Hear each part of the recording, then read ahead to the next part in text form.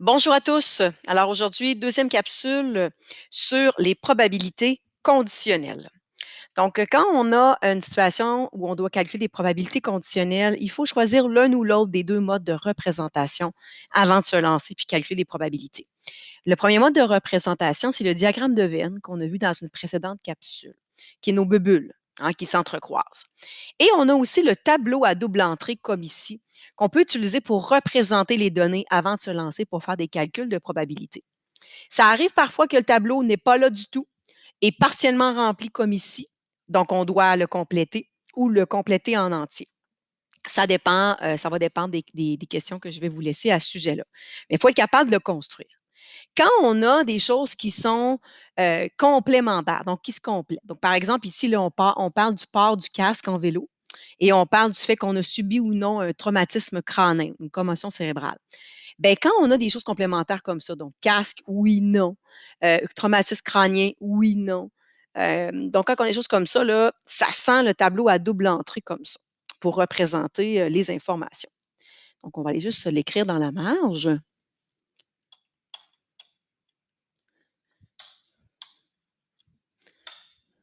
Donc, on a ici un tableau à double entrée pour représenter ici la situation. Comme je vous dis, ici, il est partiellement rempli. On va le remplir ensemble, mais ça se peut qu'il ne soit pas là du tout. Donc, il faut être capable de le construire. Alors, ce qu'on a dans le texte essentiellement ici, c'est les valeurs qui sont déjà à l'intérieur du tableau. Donc, je le répète, on a parmi certains accidents qu'on a constatés, il y en a qui portent un casque, il y en a qui ne portaient pas un casque. Il y en a qui ont subi un traumatisme crânien et il y en a qui n'ont pas subi un traumatisme crânien. Et là, on a différentes valeurs déjà là et on a toujours une colonne totale et une ligne totale. OK? Donc, par exemple, ici, les gens qui portaient un casque qui ont été observés, bien, il y en avait 147 au total. Et on constate qu'on a 793 personnes qu'on a observées là, suite à cette situation-là. Alors, commençons dans un premier temps. La question A, c'est ça. Commençons par aller compléter le tableau à double entrée. Donc, ici, ben, clairement, ici, si on a une colonne totale, ben, on sait que la somme des deux ici, donc traumatisme crânien ou non, va donner un total de 147. Donc, si je vois ce qui manque ici, on va avoir 130 personnes qui n'ont pas subi un traumatisme crânien s'ils portaient un casque. Ici, ben, au niveau des traumatismes crâniens, on a 17 qui portent un casque, 218 qui ne portaient pas de casque. Si on fait le total ici de notre ligne, 235. Et là, on continue comme ça. 235 qui ont eu un traumatisme crânien. Combien n'ont pas eu de traumatisme crânien en sachant qu'on a un total de 793? Mais si vous faites la soustraction, on va avoir ici 558 personnes qui n'ont pas eu, oui, de traumatisme crânien. On continue. Donc ici, 130, total de 558. Si vous faites la soustraction, on va avoir un 428 ici. Et le total ici de la colonne, 228, 218, oui, 428, ça fait un total de 646 personnes qui ne portaient pas de casque qu'on a observé. Quand on va faire des probabilités, conditionnelles ou pas, c'est le fun des fois d'aller mettre peut-être des lettres là, qui représentent chacune de nos situations pour nous aider. Quand on a fait, par exemple, dans la capsule précédente, on parlait, par exemple, d'aquaforme et de basket. Bien, souvent, aquaforme, on prenait un A pour représenter cet événement-là. Et basketball, on prenait B. Donc, souvent, on prend des lettres majuscules ou en tout cas, ouais, voilà, des lettres majuscules pour aller couper ça au plus court quand on identifie notre probabilité. Donc, ici, la suggestion, donc, porter un casque, on peut aller mettre C pour casque et on peut aller mettre NC pour porter pas de casque. Traumatisme crânien, on pourrait prendre T pour dire qu'ils ont eu un traumatisme crânien. Donc, souvent, on prend la première lettre du mot. Et pas de traumatisme crânien, on peut prendre NT. Ou ou d'autres lettres qui pourraient être significatives ici. C'est vraiment à votre guise. Maintenant, allons voir les questions pour les probabilités. Avant d'aller faire les questions qui sont là, je vais aller t'en soumettre une que je vais aller mettre ici. Donc, je vais chercher la probabilité d'avoir un traumatisme crânien. OK, donc, probabilité T, donc probabilité d'avoir un traumatisme crânien. Donc, il faut être capable de lire le tableau à double entrée. Quand on a une probabilité qui est conventionnelle, qui n'est pas conditionnelle, le total, ça va être le total de ma situation. Donc ici, on a une observation de 793 personnes. Donc, mon total ici, ça va être 793 personnes. Ce que je mets au numérateur, rappelle-toi, c'est ce qui m'intéresse. Ici, ce qui m'intéresse, c'est ceux qui ont eu un traumatisme crânien. Ceux qui ont eu un traumatisme crânien, j'en ai au total 235. Donc ici, ma probabilité, ça va être 235 sur 793. 235 chances sur 793 au total. Ici, tu réduis la fraction et où tu la mets en pourcentage. Hein. On pourrait exprimer une probabilité en pourcentage. Si, par exemple, je vais chercher la probabilité d'avoir un traumatisme crânien et je portais un casque, alors ça, ce n'est pas une probabilité conditionnelle, mais il faut être capable de faire ça aussi. Donc, on se rappelle que ça, c'est un connecteur logique qui veut dire « et ». Donc, c'est une probabilité qui est conventionnelle. Donc, mon total est mon grand total de 793 personnes. Maintenant, ce que je mets au numérateur, c'est ce qui m'intéresse. Je veux un traumatisme crânien et porter un casque. Donc, je dois aller voir dans mon tableau combien de personnes ont un traumatisme crânien. Donc, je suis sur la première ligne. Et porter un casque. Donc, je suis ici. Traumatisme crânien et casque. J'ai 17 personnes sur 793 qui ont subi, oui, un traumatisme crânien et qui portaient un casque. La probabilité ici est faible. C'est logique. Normalement, si on protège notre tête, on a moins de chances d'avoir un traumatisme crânien. Encore une fois, ici, tu peux l'exprimer en pourcentage ou tu réduis la fraction. Je passe vite ici, là, mais je voulais juste te faire observer que quand on fait des probabilités qui sont, encore une fois, pas conditionnelles, mon total est mon grand total. OK? Donc, il faut être capable de faire ce genre de probabilité-là aussi. Allons voir les prochaines questions. Si on ne porte pas de casque, quelle est la probabilité de subir un traumatisme crânien? Ici, tu as un mot-clé. C'est le mot « si ». Ça ici, c'est un mot-clé qui te permet d'allumer que c'est une probabilité conditionnelle. Toujours aller écrire ce qu'on cherche. Donc, P de quoi? Probabilité de quoi? Donc, si on ne porte pas de casque, on te demande la probabilité de subir un traumatisme crânien. Donc, probabilité d'avoir un traumatisme crânien. Traumatisme crânien, nous autres, c'est T. Donc, c'est quoi la probabilité d'avoir un traumatisme crânien si on ne porte pas de casque? Si on ne porte pas de casque. Donc, ça ici, la barre verticale veut dire sachant que, veut dire si, veut dire étant donné que. Donc, ce qui suit le mot si,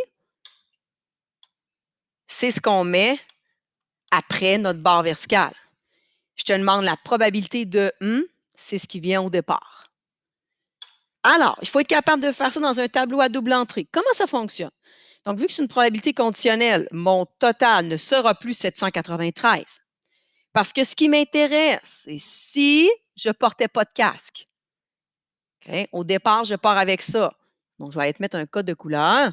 Donc, si je n'avais pas de casque, c'est ici. Si pas de casque, je suis là-dedans, c'est parce que cet événement-là s'est déjà produit. Donc, mon total, étant donné que je suis dans ma colonne où je ne portais pas de casque, c'est 646 mon total. 646.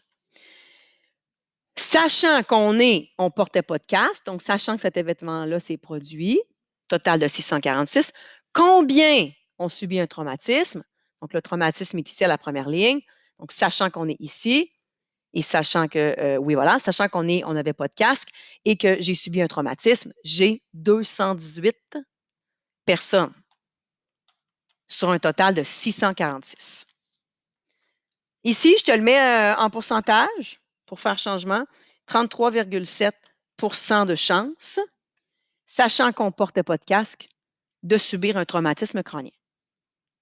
Donc, 33,7 Encore une fois, ici, tu pourrais réduire la fraction à laisser comme ça. Moi, je fais changement, je le mets en pourcentage. Si tu le mets en pourcentage, je t'invite à arrondir au dixième, donc garder un chiffre après la virgule. Allons voir la prochaine. Si on porte un casque, quelle est la probabilité de ne pas subir un traumatisme crânien?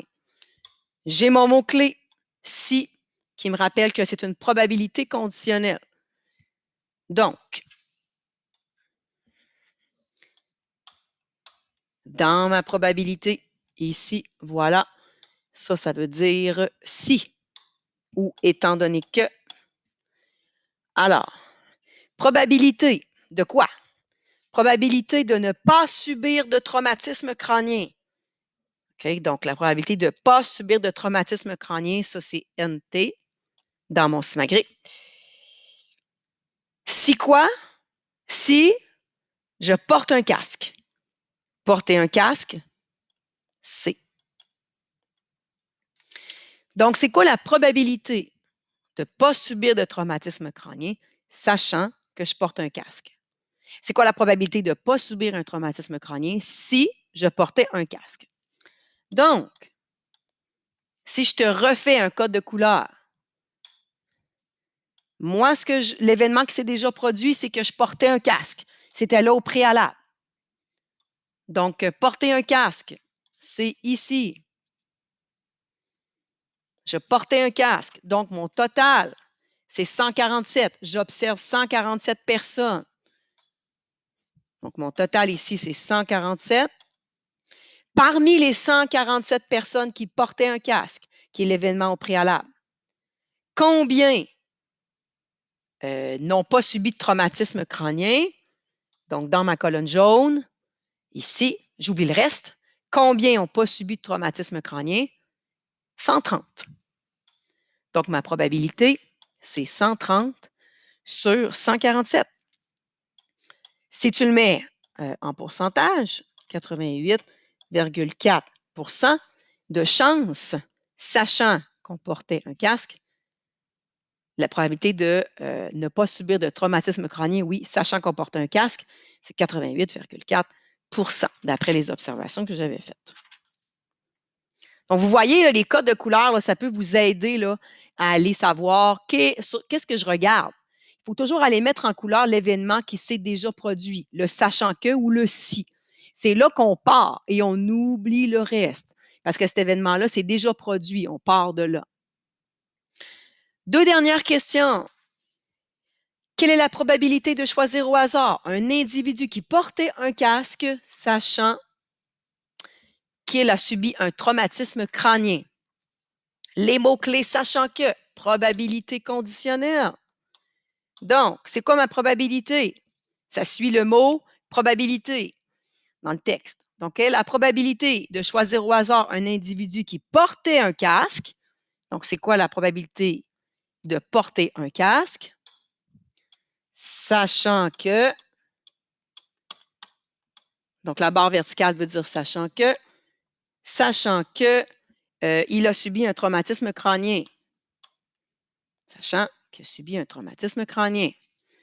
Voilà ma question. Je vous rappelle que ça, ce que je suis en train de faire, c'est important au niveau de la communication mathématique.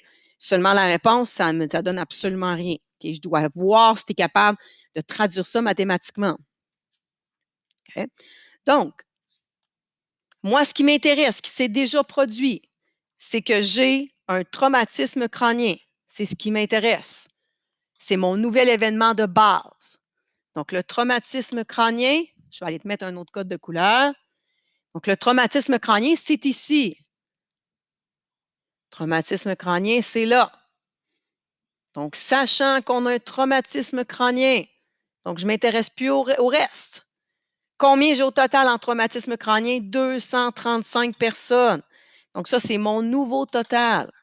235 personnes. Combien parmi les 235 personnes qui ont subi un traumatisme, combien? Un traumatisme crânien, oui. Parmi les 235 personnes qui ont subi un traumatisme crânien, combien portaient un casque? Donc, dans ma ligne traumatisme crânien, combien portaient un casque? 17. Donc, 17 chances sur 235. Si tu arrondis 7,2% de chance que si je pige une personne au hasard, la personne porte un casque sachant qu'il y a eu un traumatisme crânien. Dernière question. quelle est la probabilité de choisir au hasard un individu qui ne portait pas de casque, sachant qu'il a subi un traumatisme crânien? Encore une fois, il faut voir le mot-clé pour notre probabilité conditionnelle. Ce qui suit la probabilité, c'est ce qui suit le mot probabilité dans le texte. Et après le mot-clé, si, sachant que, étant donné que, c'est ce qui suit dans ta note de probabilité. Donc, regarde, quelle est la probabilité de quoi? Probabilité de choisir un hasard, un individu qui ne portait pas de casque. Donc, probabilité, pas de casque. Probabilité, pas de casque, sachant que il a subi un traumatisme crânien. Traumatisme crânien, CT. Donc ici, je suis à la même place que tantôt ici. J'ai le même événement de base qui s'est produit. Sachant qu'on a un traumatisme crânien. Plus haut dans le tableau, on a vu que les traumatismes crâniens, on a un total de 235. Donc ici, mon total, c'est 235. C'est directement en lien avec mon événement qui s'est déjà produit, qui est après le trait vertical au niveau technique. Donc, sachant qu'on est dans un traumatisme, qu'on a un traumatisme crânien, j'ai un total de 235 personnes. Combien parmi ces traumatismes crâniens-là ne portaient pas de casque? J'ai 218 personnes sur un total de 235. Fait que si je mets ça en pourcentage, ou je réduis la fraction encore une fois, 92,8 de chance de ne pas porter de casque, sachant qu'on avait un traumatisme crânien. Donc, voilà quelques exemples pour aller vous aider pour les probabilités conditionnelles avec un tableau à double entrée. Donc, je le répète, il faut être capable, dans un tableau à double entrée, de faire des probabilités qui sont conventionnelles, comme je l'ai fait au départ ici. Il faut être capable de gérer ça. Il faut être capable de gérer aussi les probabilités conditionnelles. Donc, l'écrire comme ça mathématiquement et aller être capable d'aller se retrouver dans le tableau pour aller chercher notamment nos nouveaux totaux qui correspondent toujours à la condition qui suit à la fin de notre probabilité. C'est pour ça que je l'ai mis dans le même code de couleur. Fait que super exercice, super important à garder pas loin pour s'inspirer pour les prochains exercices. Voilà, bon travail pour la suite.